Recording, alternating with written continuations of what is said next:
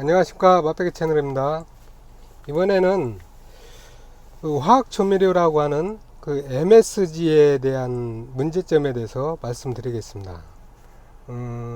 혹자는 MSG가 그 주 원료가 사탕수수를 농축시켜서 만든 거기 때문에 인체에는 무해하다, 해가 없다라고 그렇게 말을 해요. 그렇지만 제가 보는 관점에서는 분명히 문제점이 있는 걸로 보여집니다. 물론 100% 천연 식품일까 하는 의심도 들고요. 근데 시중에 나와 있는 그 가공된 식품들은 대부분이 화학 제품이 포함된 경우가 대부분입니다. 천연 물질로만 만들어서는 그 가격이 나올 수가 없어요. 상식적으로 생각을 해보세요. 그 MSG라고 하는 미원이 한 봉다리에 얼마입니까? 장을 안 본 지가 하도 오래돼서 그걸 사 먹어 본 지가 하도 오래돼서 모르겠지만은 기껏해야 뭐 몇천 원 할 겁니다. 그렇다면은 그게 원료가 사탕수수라고 가정을 했을 때 그 정도의 양을 만들어내려면 사탕수수를 과연 얼만큼을 농축을 시켜야 될까요? 상식적으로 납득이 되지 않는 부분이 있습니다. 여하튼 간에 설사 그렇다 하더라도 왜 나쁘냐? 물론 보통 사람들은 평상시에 그 조미료를 별별치 않게 그 식용을 하셨던 분들은 크게 못 느끼시겠지만은 장기간 안 먹던 사람은 조미료가 들어갔을 때 그 느낌을 알아차릴 수가 있습니다. 어떤 느낌이냐면은 화학 조미료는 처음에 탁 먹었을 때 맛있습니다. 입에서 착 앵기죠. 그렇지만은 좀 많이 먹으면 왠지 거부감이 생깁니다. 몸에서. 표현을 굳이 하자면은 그 느리한 맛이 느껴진다고 할까요? 약간 비릿한 맛 비슷한. 그러나 그런 거는 설사 느낌이라고 한다 치더라도 결정적으로 느껴지는 부분은 저 같은 경우는 예전에는 그런 걸 못 느꼈는데 어떤 부분이냐면요, 잠을 잘 때 침을 흘리는 부분, 그리고 심하면은 잠을 자지 않더라도 약간 그 멍 때리는 현상이 있을 경우에 무의식적으로 침이 흘러나오는 경우가 있어요.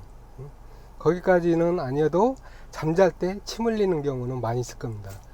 그 잠잘 때 침 흘리는 경우는 제가 밖에서 식사를 했을 경우, 특히 라면이라든지 일반 식당에 가서 식사를 했을 경우에 그날 저녁에는 꼭 침을 흘립니다. 침대 시트가 침에 젖어 있어요. 자고 일어나 보면은. 물론 입에도 침자국이 나고. 그렇다는 거는 집에서 밥을 먹었을 때는 그런 경우가 없었는데 왜 그런가 곰곰이 생각을 해보면은 몸이 이완되는 것 같아요. 다른 말로 표현을 하자면은 마비 증상 아니면은 늘어지는 현상. 그렇기 때문에 자기도 모르게 입이 벌려지고 침이 나온다는 거죠. 그렇다는 거는 뭔가가 문제가 있지 않을까요? 저만 그러는 게 아니라 저희 집 아이들이나 저희 집 식구 같은 경우도 조미료를 안 쓴 지가 오래되기 때문에 밖에서 식사를 하고 왔을 때는 꼭 그걸 느낍니다. 저희 애기 같은 경우도 지금 5살 배기가 있는데 밖에서 외식을 하고 온 날은 잠잘 때 침을 더 많이 흘립니다. 그렇다는 것은 분명히 뭔가 문제가 있지 않을까요? 그리고 설사 MSG가 말 그대로 진짜 천연 제품이라고 했을 경우에 이런 현상이 나타난다. 그렇다라면은 양의 문제가 있을 수도 있겠죠. 필요 이상의 과다 섭취. 농축되었다라고 진짜로 말한다면은 우리가 먹어야 될 양은 예를 들자면은 10g이라면은 음식에 들어있는 양이 100g일 경우가 있을 수는 있겠죠.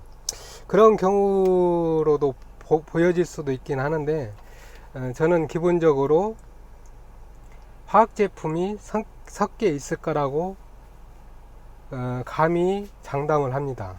왜 그러냐 하면은 아까 미원 한 봉지에 생산할 수 있는 사탕수수를 얘기를 했듯이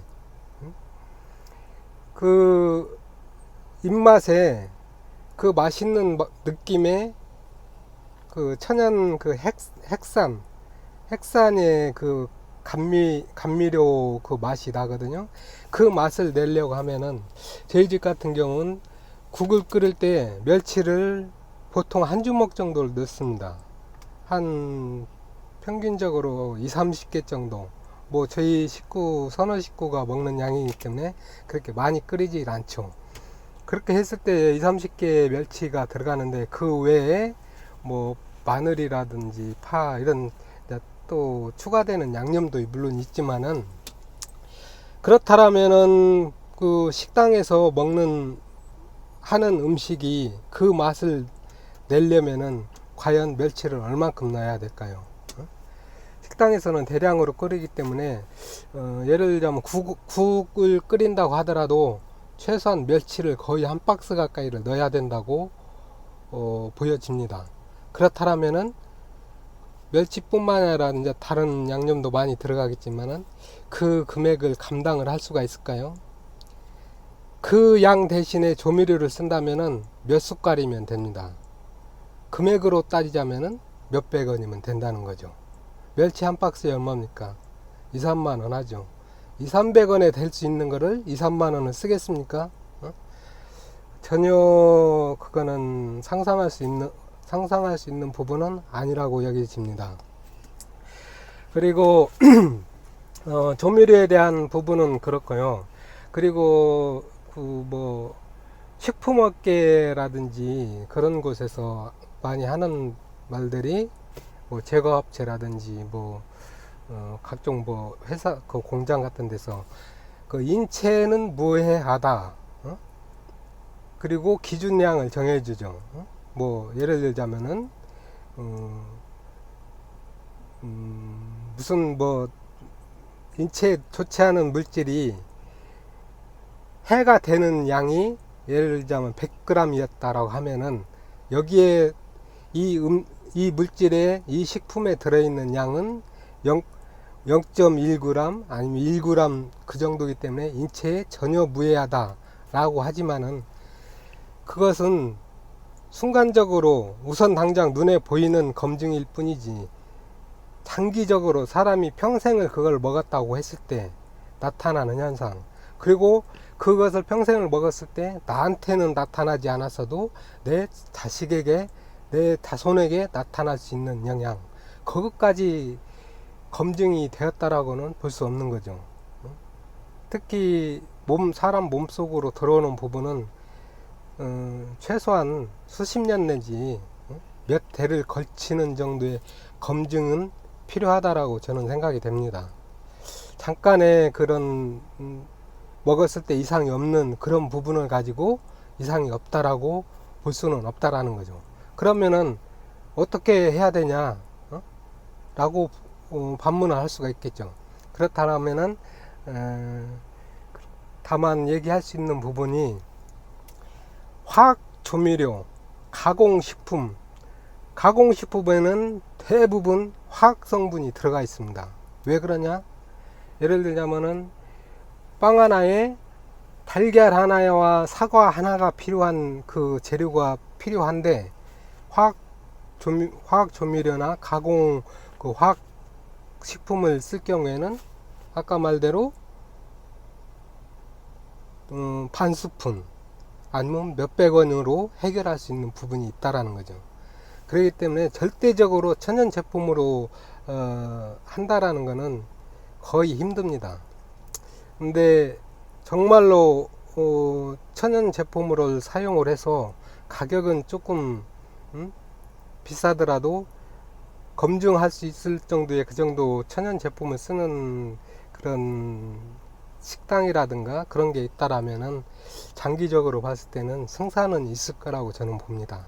근데 간혹 돌아다니다 보면은 식당이라든지 어디 그런 곳에서 우리는 조미료를 쓰지 않아요 라고 그렇게 말하는 경우가 있습니다. 근데 거의 90% 이상은 뻥이라고 보면 됩니다. 아까 말대로 2만원 3만원 재료를 넣어야 되는데 200~300원이면 될 수 있는 거를 과연 2~3만원 쓸 수 있을까요? 그렇게 말하는 사람들의 대부분은 우리는 다른 사람들에 비해서 조미료를 거의 안 써. 다른 사람 10스푼 넣을 때 나는 두세 스푼밖에 넣질 않아 라는 그런 말을 하는 거죠. 100%를 쓰지 않는다라는 그런 뜻은 대부분이 아니라는 겁니다. 그렇듯 이렇게 인체에 무해한 그런 부분들이 있는 부분들은 되도록 접하지 않으면 좋겠죠. 현대 불치병들이 대부분 그런 데서 원인이 되지 않을까. 밝혀지지 않은 그 원인들이 그런 곳에 숨어 있지 않을까, 원인이. 그런 생각이 들어 봅니다. 그래서 되도록이면은 나의 후손을 위해서라도, 나의 건강까지는 아니더라도 나의 후손을 위해서라도 좋은 식습관을 가지면 어떨까, 그런 차원에서 말씀을 드려봤습니다. 다음에 더 좋은 영상으로 찾아뵙도록 하겠습니다. 감사합니다.